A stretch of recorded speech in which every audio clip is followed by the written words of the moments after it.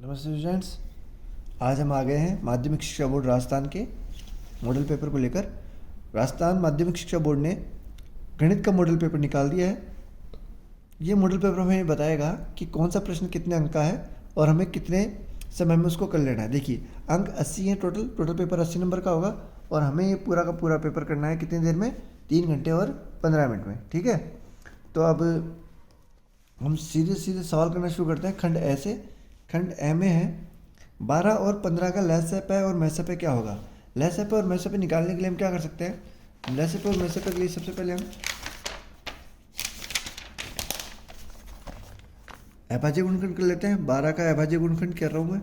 12 का अभाज्य गुणनखंड 2 का भाग दिया 6 बार, फिर 6 में 2 का भाग देता है 3 बार, फिर 3 में 3 का भाग दिया 1 बार। तो 12 का अभाज्य गुणनखंड आ गया है 2 गुणा 2 गुणा 3। और 15 का अभाज्य गुणनखंड कर लेता हूँ। 15 में 2 का भाग नहीं जाता है, 3 का देना पड़ेगा। 3 का भाग दिया 5 बार, फिर 5 का भाग दिया 1 बार।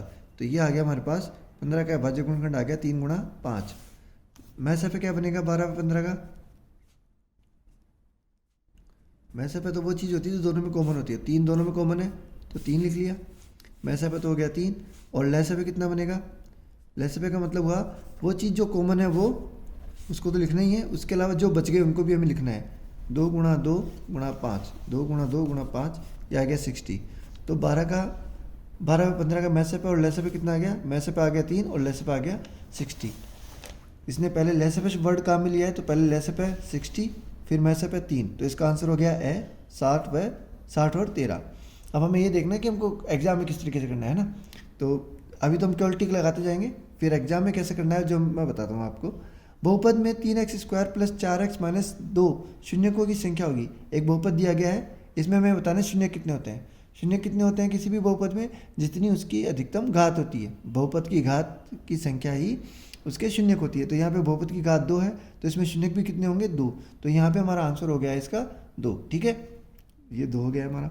अगला प्रश्न देखते हैं। मूल बिंदु के निर्देशांक होते हैं। मूल बिंदु के निर्देशांक होते हैं 0 0। तो हमारा ऑप्शन हो गया है 0 0। ठीक है, यदि 2x प्लस वाई बराबर 6 हो तो इसको संतुष्ट करने वाला युग्म है। यहाँ पे देखिए कि संतुष्ट करने वाले युग्म, इसका मतलब हुआ कि हमें इन सभी विकल्पों में x की जगह और y की जगह मान रखने और देखने की 6 किससे बनता है। x की जगह रखा 2 1 और y की जगह रखा 2, 1 को 2 से मल्टीप्लाई किया 2 और y की जगह रखा 2 तो 2 और 2 4, 4 यहाँ पे 6 है तो इसका मतलब ये तो इसका आंसर नहीं है। अब इसको मैं सॉल्व करके दिखा देता हूँ आपको किस तरीके से करना है। देखिए 2x प्लस वाई बराबर 6 है। ऑप्शन दिया गया है 1 2, पहले यहाँ पे 1 रखा x की जगह, y की जगह रखा 2, कितने बन रहे हैं? ये बन रहा है 4, 6 नहीं बन रहे, इसका मतलब ये आंसर गलत है। फिर दूसरा ऑप्शन है हमारे पास 2 1, तो 2 रखा, y की जगह रखा 1, रख देते हैं 2, x की जगह रखा 2, y की जगह रखा 1, 2 दूनी 4 प्लस 1, ये बन रहा है 5। तो ये भी हमारा ऑप्शन सही नहीं है, ये ऑप्शन भी सही नहीं है।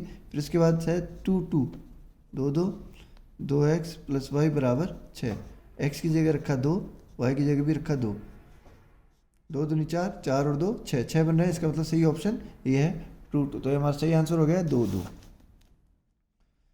समीकरण ax² plus bx plus c बराबर 0, a बराबर 0 नहीं है कि मूल वास्तविक नहीं होंगे। ये हमें समझना होगा कि जब b² माइनस 4ac का मान 0 से कम होता है तो मूल वास्तविक नहीं होते हैं। तो हमारा जो सही आंसर हो गया है वो उसमें हो गया है ए, b² minus 4ac is less than 0।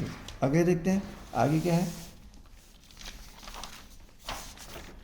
अगला है हमारे पास प्रश्न, एक समांतर श्रेणी 3 7 11 15 के लिए सारवंतर होगा। सारवंतर कैसे ज्ञात करते हैं? सारवंतर के लिए हम लिखते हैं प्रथम पद द्वितीय पद माइनस प्रथम पद, द्वितीय पद माइनस प्रथम पद, या किन्हीं भी 2 पदों का अंतर। 7 में से 3 गए तो बच गए 4। तो यहाँ पे हमारा सारवंतर हो गया इस प्रश्न के लिए 4। ठीक है, 2 sin 45 cos 45 का मान होगा 2 sin 45 cos 45। देखिए sin 45 का वैल्यू होती है 1/√2, cos 45 की वैल्यू भी 1/√2, 2 इंटू 1 को 1 से मल्टीप्लाई किया 1, √2 को √2 से मल्टीप्लाई किया 2, 2 से 2 कट गया, आंसर आ गया 1। तो यहाँ पे जो आंसर होगा वो हमारा होगा 1 से। ओके, फिर एक वृत्त की कितनी स्पर्श रेखाएं हो सकती हैं? एक वृत्त की कितनी स्पर्श रेखाएं हो सकती है? तो एक वृत्त की अनंत स्पर्श रेखाएं हो सकती है। देखिए आप, ये भी स्पर्श रेखा है, ये भी स्पर्श रेखा है, ये भी स्पर्श रेखा है, ये भी स्पर्श रेखा है। तो ये इस तरह से अनंत स्पर्श रेखा इस पर खींची जा सकती है। ठीक है, अगर ये सवाल पूछता कि एक वृत्त की एक बिंदु पर कितनी स्पर्श रेखा हो सकती है, एक बिंदु पर, तो एक बिंदु पर एक ही स्पर्श रेखा हो सकती है। या इस तरह से पूछता कि एक वृत्त की एक बाह्य बिंदु से कितनी स्पर्श रेखाएं खींची जा सकती है, तो हम खींच सकते हैं केवल दो। तो कितनी खींच सकते हैं? केवल दो खींच सकते हैं। ठीक है, तो इस तरीके से प्रश्न पूछ रहा है वह एक वृत्त की कितनी स्पर्श रेखाएं हो सकती हैं। तो हमारा आंसर हो गया है अनंत। वृत्त का क्षेत्रफल ज्ञात करने का सूत्र, वृत्त का क्षेत्रफल ज्ञात करने का सूत्र है पाई आर स्क्वायर सह। यदि एक बेलन की ऊंचाई 11 सेमी तथा उसका वक्र पृष्ठीय क्षेत्रफल 968 सेंटीमीटर है तो बेलन की त्रिज्या होगी। बेलन का वक्र पृष्ठीय क्षेत्रफल का सूत्र क्या होता है वो आपको आना चाहिए। बेलन के वक्र पृष्ठीय क्षेत्रफल का सूत्र होता है पाई आर 2 पाई आर एच। ठीक है, उसका मान उसने कितना दिया है? 968। अब जो जो वैल्यू उसने दी है वो हम रख देते हैं। आर की वैल्यू उसने नहीं दी है, एच की वैल्यू उसने दी है, उन्होंने दी है 11। आर को केवल इधर रख लेंगे, बाकी सब उधर चले जाएंगे। 968 मल्टीप्लाइड विथ 7 ऊपर जाएगा, 2 डिवाइड में, 22 भी डिवाइड में और 11 भी डिवाइड में। आप ये ध्यान रखिए कि इन सवालों के जो डिवाइड होंगे वो इजी वे में हो जाएंगे। 11 से 968 में भाग दिया, 11 8 88, 88 बार गया। ठीक है, फिर 22 का भाग दिया, 4 बार गया, 2 का भाग दिया, 2 बार गया, 2 7 14। तो आर की वैल्यू आ गई है 14। आर की वैल्यू कितनी आ गई है? 14। आर की वैल्यू यहाँ पे 14 कहाँ पे है? द में। तो द हमारा सही आंसर हो गया है। बंटन 5 3 9 6 7 का माध्य है। 5 3 9 6 7 माध्य का फॉर्मूला क्या है? राशियों का योग बटे राशियों की संख्या। तो 5 3 9 6 और 7 इन सबको आप जोड़ दीजिए और कितने लोग हैं? 5। 5 का भाग दे दीजिए। जोड़ा 5 एंड 3 8, 8 एंड 9 17, 17 एंड 30 30, डिवाइड किया 6। तो यहाँ पे माध्य अपना सही आंसर हो गया। एक पासे को एक बार फेंका जाता है, सम संख्या को प्राप्त करने की प्रायिकता। एक पासे को अगर फेंका जाता है, प्रायिकता का फॉर्मूला क्या है? प्रायिकता का सूत्र हमारा बनता है कि प्रायिकता जो होती है वो होती है कुल परिणाम बटा अनुकूल परिणाम बटा कुल परिणाम, अनुकूल परिणाम बटे कुल परिणाम। तो देखिए कुल परिणाम कितने हो रहे हैं? एक पासे में पासे को फेंकते हैं तो हमारे क्या क्या आ सकता है? 1 2 3 4 5 6, मतलब 6 परिणाम आ सकते हैं। सम संख्या कौन कौन सी है? सम संख्या के लिए पूछ रहा है वह किसके लिए पूछ रहा है? सम संख्या के लिए। सम संख्या क्या क्या आ सकती है? सम संख्या आ सकती है हमारी 2 4 6। तो 1 2 और 3 परिणाम हमारे अनुकूल परिणाम है।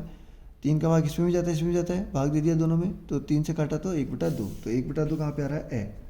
अब क्या है कि ये जो क्वेश्चन है ना, ये सारे के सारे ऑब्जेक्टिव टाइप के हैं, तो इनको आपको रफली फटाफट से करना है और इनको ज़्यादा सब एग्जाम में हमको क्या करना है? सवालों के केवल एक बॉक्स बना देना है और बॉक्स बना के नंबर लिखना है 1 हल। ठीक है, प्रश्न नंबर 1 हल, इस तरीके से लगा के एक बॉक्स बनाना है, नंबर दे देना है यहाँ पे 1 2 3 4 5 6 7 8 9 10 11 और 12, और जिस जिसमें जो जो ऑप्शन आया वो हम लिख देंगे। पहले में आए, दूसरे में ब, तीसरे में द, ए ब द, ए ब द। उसके बाद चौथे में आया हमारा स, पांचवें में ए, चौथे में स, पांचवें में ए, चौथे में स और पांचवें में ए।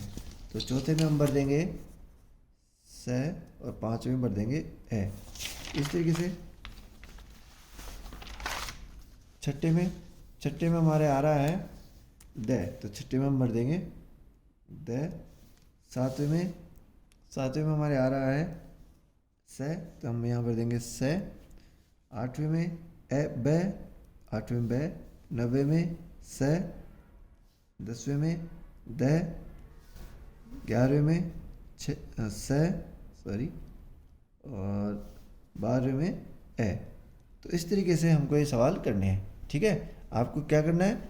सारणी बना के करना है एग्जाम में, ताकि हमारा कम समय में पूरा काम हो जाए और रफ वर्क फटाफट से करना है। तो ये हमारा खंड है का पहला सवाल हमने अभी क्या है। इसके बाद हम दूसरा, तीसरा, चौथा, पाँचवा इस तरह से पूरे 23 सवाल करेंगे। तो आप लगातार जुड़े रहें और वीडियोज़ अगर पसंद आ रहे हैं तो लाइक करें और सब्सक्राइब करें चैनल को। Thank you. अगले वीडियो में फिर मिलते हैं।